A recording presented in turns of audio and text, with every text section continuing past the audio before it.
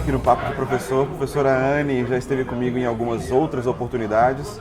Nós conversamos sobre a importância do brincar. Vamos continuar com esse assunto agora com novidades, com informações mais interessantes, mais atualizadas, né? E, bom, seja muito bem-vinda, professora Anne. Professora, tem experiência de coordenação, gestão, tem um monte de currículo, é gigante. Mas vamos lá, seja muito bem-vinda de volta. Obrigada, Rafael. É sempre uma satisfação estar aqui no seu canal, conversando um pouco sobre educação, compartilhando conhecimento, né? Porque o conhecimento faz sentido se for compartilhado. Você já é uma figurinha carimbada já do nosso programa, já é o terceiro vídeo que a gente grava junto, né? Terceiro vídeo. Pois Espero é. gravarmos mais, né? Claro, com certeza. Vamos fazer séries aí. Socializarmos conhecimento, espero ouvir também outros professores, isso é muito importante. É verdade.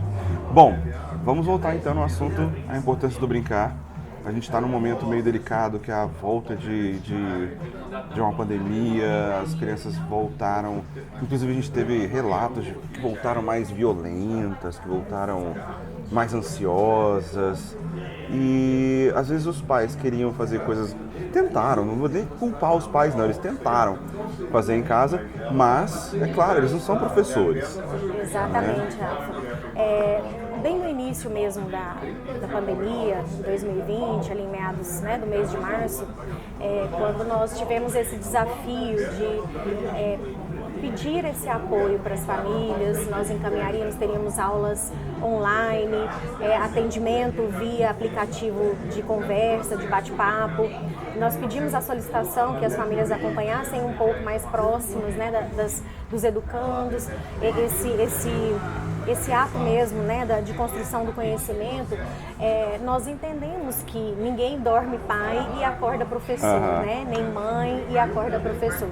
Que ser professor exige muito estudo, muita dedicação, exige desenvolvimento de muitas habilidades e as famílias deram aquilo que elas conseguiram dar, né? Assim, da melhor maneira, ajudaram seus filhos, as suas crianças, seus adolescentes, os seus jovens, mas a gente percebe que principalmente na questão de socialização, das relações interpessoais, a perda foi muito grande.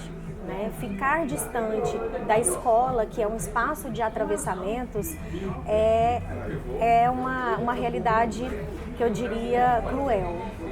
Porque é na escola o primeiro espaço em que a criança, em que o sujeito, né, o ser humano vai lidar com alguns atravessamentos, como conflitos, disputas, dificuldades afetivas, de identificação mesmo, de pares, de compartilhamento. Então, esses atravessamentos a criança ela vai viver primeiramente na escola.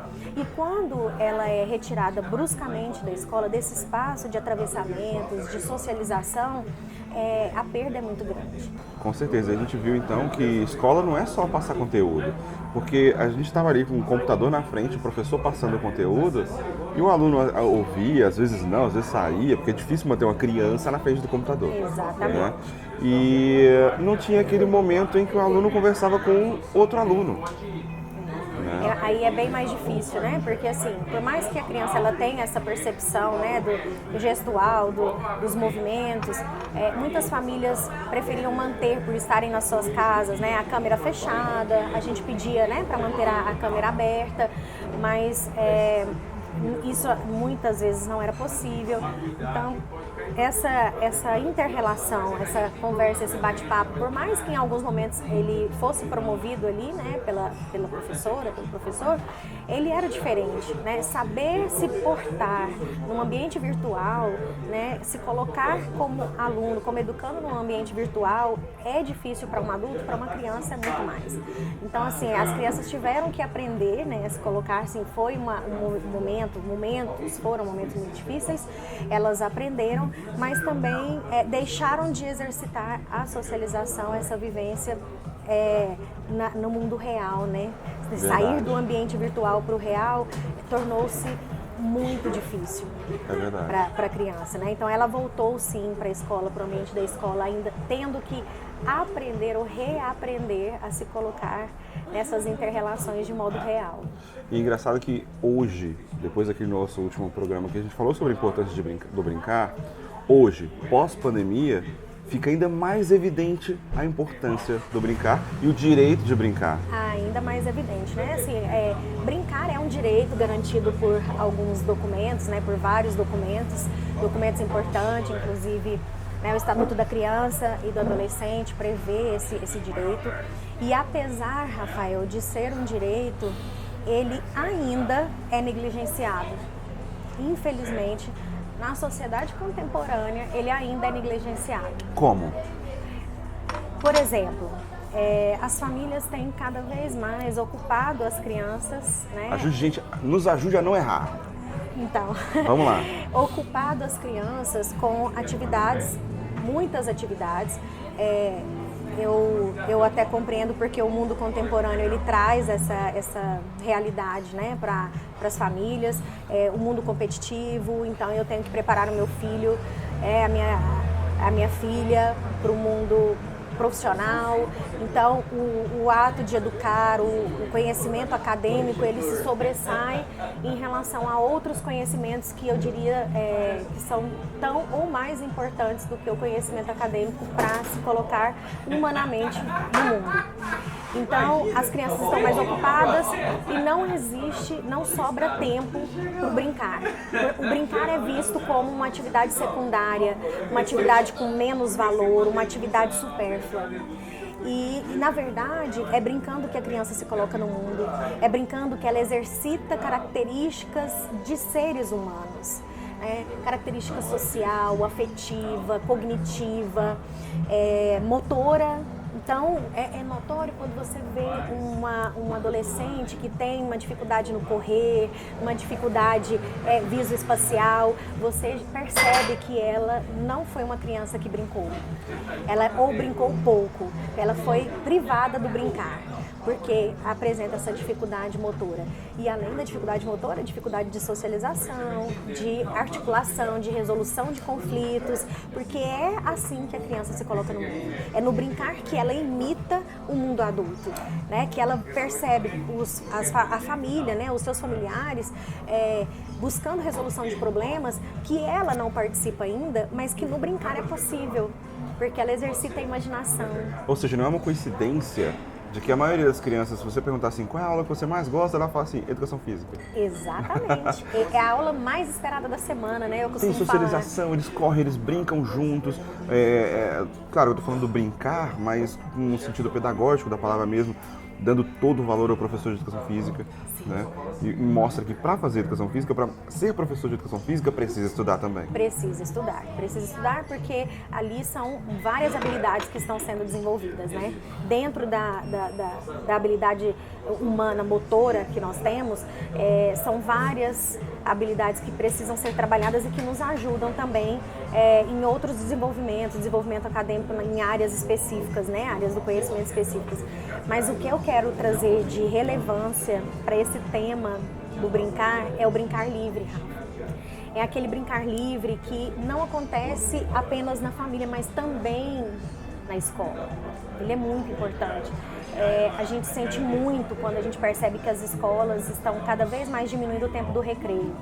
Né? Eu me lembro, quando eu era criança, o recreio girava ali em torno de 30 minutos, então a gente tinha tempo para se alimentar e tempo para brincar, a gente brincava, a gente pensava junto em que brincadeira nós faríamos.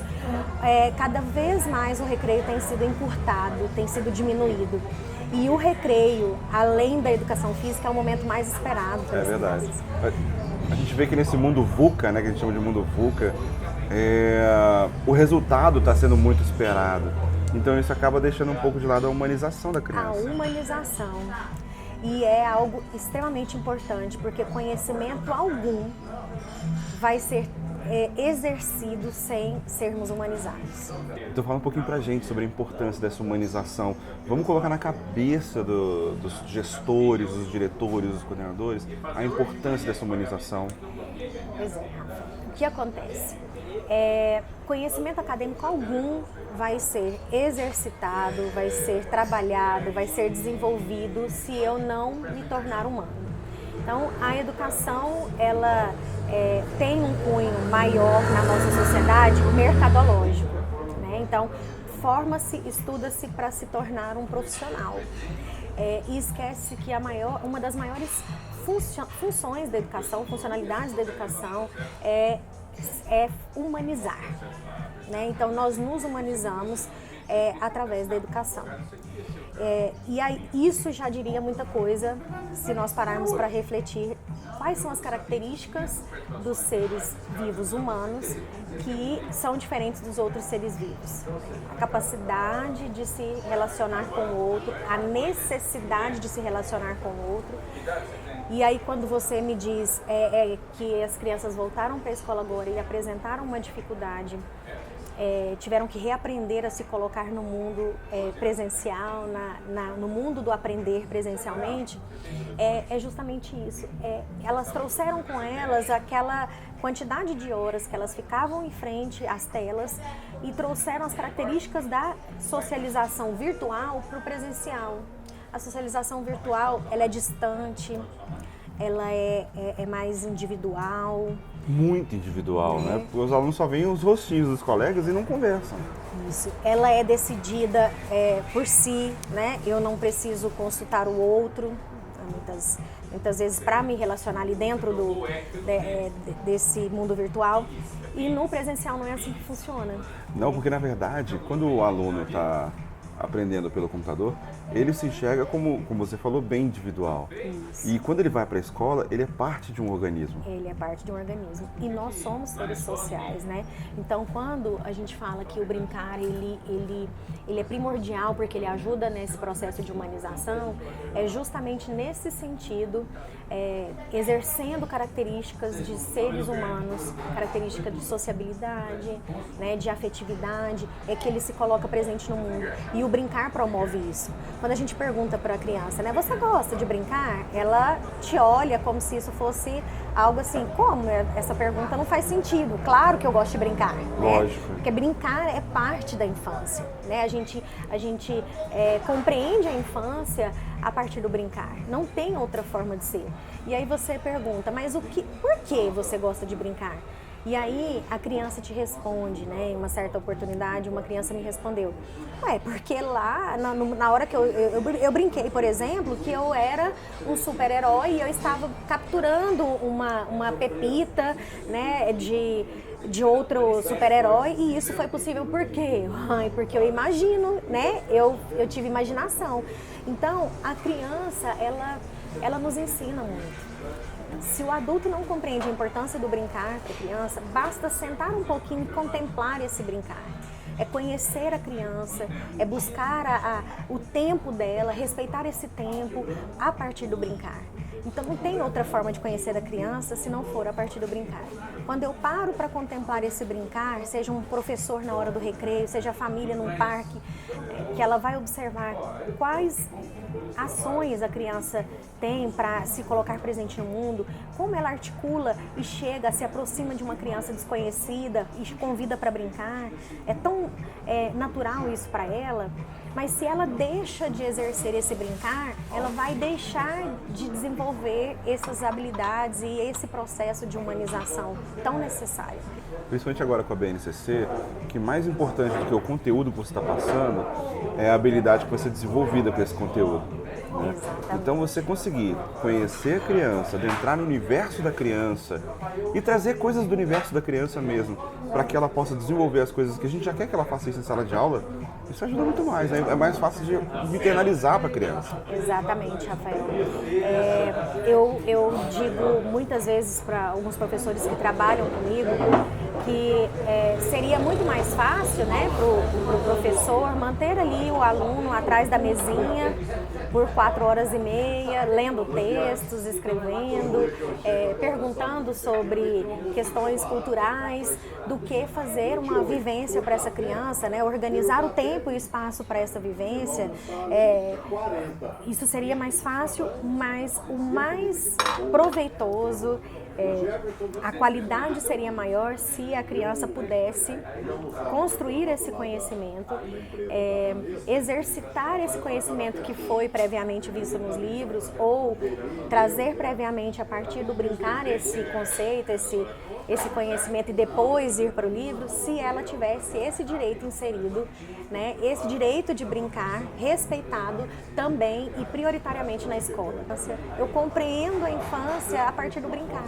Então, eu diria que um professor ousado é aquele professor que busca conhecer o seu aluno. E é um professor que vale muito, né? Que vale muito. Vale muito. E quando você fala assim, aquele que aprende com o outro, nem sempre esse outro precisa ser um tutor, né? Pode ser o professor, pode ser o próprio outro coleguinha. É o outro amigo, né? Assim, eu costumo dizer para as crianças que convivem comigo que elas não aprendem só comigo, elas não aprendem só com os outros professores, elas aprendem com um amiguinho que já tem aquele conhecimento, né, acerca de uma brincadeira, acerca de um assunto, um conceito mesmo, né? Tem criança que traz conceitos da sua vivência em família e acaba ajudando o outro. Às vezes aquilo que eu não estou conseguindo fazer com que meu aluno conheça, aprenda, a criança, o amiguinho fala uma vez, ele acessa. Eu acho interessante o recado que a Base Nacional Comum Curricular deu. Quando a gente fica, a partir de agora, proibido fazer avaliação, avaliação ou classificação ou ranquear alunos de educação infantil.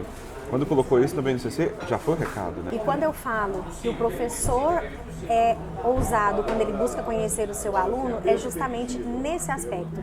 Eu vou conhecê-lo porque assim eu consigo acessar esse aluno com maior qualidade. Eu consigo acessar o seu afetivo, eu consigo acessar o seu social, o seu motor, o seu cognitivo.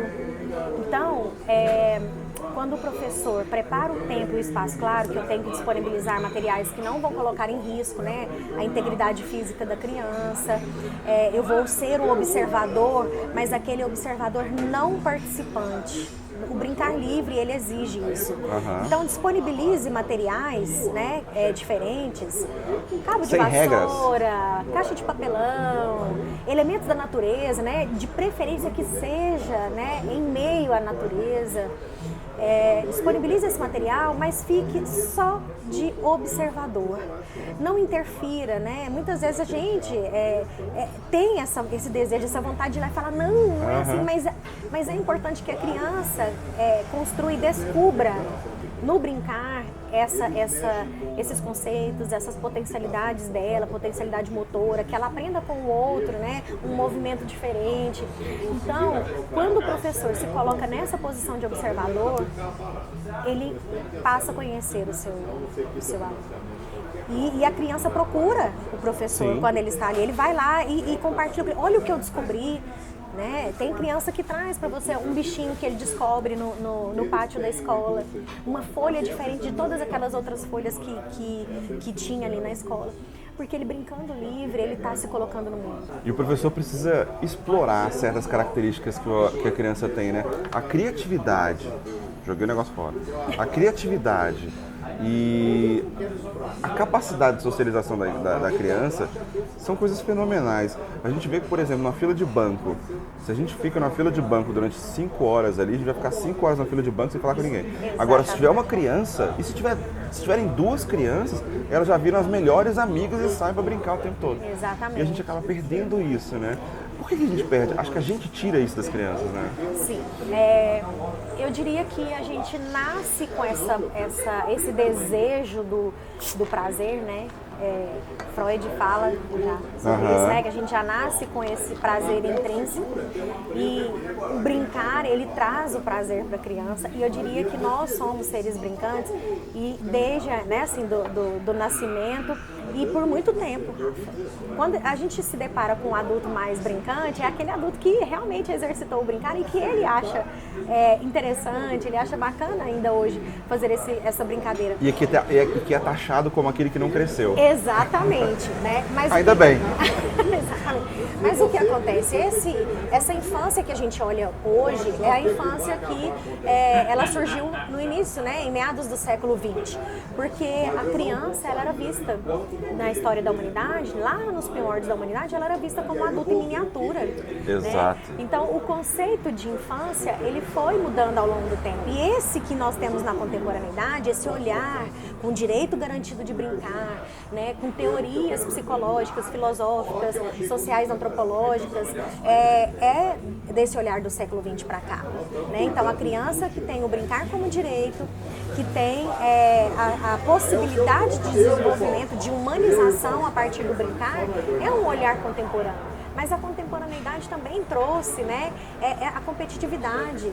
E o olhar geral para a educação é aquela educação que vai tornar uma pessoa humana em profissional. Né? Esquece-se dessa função primordial da educação, que é a humanização, que é tornar-se humano, que é se colocar no lugar do outro. Né? E a criança ela tem grande possibilidade disso, quando ela está na ação do brincar. Né? Ela exercita essas características do ser humano.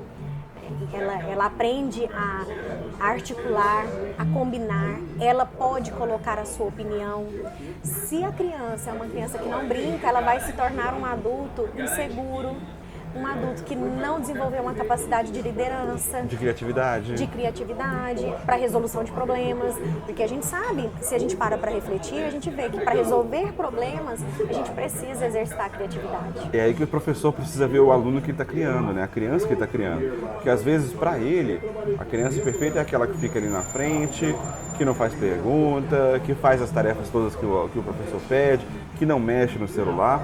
Mas aí quando você vê o profissional, ou então mesmo a pessoa que a gente quer ser mais pra frente, é alguém que saiba mexer nas tecnologias, é alguém que seja criativo, que não precisa falar nada pra ela, seja proativo. Exato. Então será que a gente está realmente criando aqueles seres para os adultos que eles serão um dia, né? Eu também costumo conversar com outros educadores que a gente tem que entender que o sujeito histórico que nós temos hoje em sala de aula não é o sujeito histórico de décadas atrás. Ou seja, não dê a mesma aula 20 anos atrás até hoje, né? Exatamente. E nós vivemos na era tecnológica. Isso chegou para ficar, né? Então, os recursos tecnológicos estão aí. O que a gente precisa é ensinar esse recurso tecnológico para a criança, para o adolescente, para o jovem, que ele use esse recurso em seu benefício, em seu favor, né? E não em desfavor. Então, se é criança, vai usar um dispositivo eletrônico que tenha um adulto supervisionando. Hoje você tem 1 hora para manipular isso, para fazer as pesquisas que você precisa, ou para acessar o jogo que você quer. É 1 hora e sai de perto. Não, é 1 hora, mais 1 hora supervisionada, fazendo intervenções, dialogando com a criança. Né? Porque ele está usando um dispositivo para brincar, por exemplo, mas ele precisa de dialogar com alguém. Mas aí vem outro problema. Quem vai fazer essas intervenções? O pai. Porque o pai também não teve. O pai não sabe fazer isso. É um momento de aprender. Exatamente. Né? É um momento de aprender. Tem que buscar. E essa inter-relação, ela vem quando a família pergunta: nossa, mas como é que você chegou a isso? O que quer dizer esse personagem que está aí? Né? Qual o objetivo desse jogo? E aí o adulto aprende e se interessa pelo mundo da criança. E aí a criança se sente à vontade para compartilhar esse conhecimento com o adulto. Isso pode até ser uma desculpa, não é desculpa, na verdade um pretexto para trazer a família para dentro da escola. Para que realmente a família e a escola, em conjunto, porque é uma responsabilidade compartilhada, né? A educação do filho dele, né? Exatamente, Rafael. Na instituição em que eu atuo, né, atualmente como coordenadora, nós trouxemos para esse ano um momento, uma vez por mês, que nós chamamos de encontro de familiares e educadores. Então a gente sempre traz uma personalidade, um palestrante diferente para dialogar com as famílias, e esse espaço ser um espaço de fala e de escuta. Então, assim, de modo mais tímido, né, as famílias estão se colocando presentes e tirando suas dúvidas, sanando suas dúvidas, colocando as suas frustrações, os seus medos, e também fazendo escuta de outras famílias que passaram por isso e que acabam ajudando com o exemplo delas. Então, eu escuto um palestrante trazendo um tema, que é um tema de interesse para as famílias e para as instituições educacionais, mas esse ambiente ele acaba virando um ambiente de fala, e de escuta. Né? É um momento para as famílias socializarem quais são as suas dificuldades, as possibilidades que encontraram para a resolução de determinados conflitos entre, né, os adultos e as crianças. Então, assim, tem sido momentos maravilhosos. E eu penso que família e escola devem caminhar juntos. Não tem como ser uma e outra. São as duas juntas. Né? Para que nós tenhamos os nossos objetivos alcançados no desenvolvimento humano, no desenvolvimento integral das nossas crianças, é preciso que família e escola caminhem juntas. Anne, eu quero agradecer demais você por vir tomar um café aqui comigo na Bandeira Cafeteria, que é sempre aqui, né, que a gente faz essas gravações. E vai ser sempre um prazer receber você aqui. Como sempre, foi maravilhoso. Espero ter outros papos com você também. A gente pode resolver com outros temas também. Muito obrigado mesmo. Sou eu quem agradece, Rafael. É muito bom, né, falar para famílias, para professores já experientes, professores que estão começando agora, porque a gente sempre aprende, né? Quando a gente se coloca nessa posição de eterno aprendente, é maravilhoso, porque a gente vai continuar buscando sempre conhecer e se fazer presente no mundo, conhecendo e olhando para as necessidades desse mundo que a gente vive. Muito obrigado. Se você quiser ver os outros vídeos que a gente tem gravado, só dá uma olhadinha aqui no canal. Na verdade, o último vídeo acho que foi 5 anos atrás, mas estamos aí atualizando. Beijos, obrigado.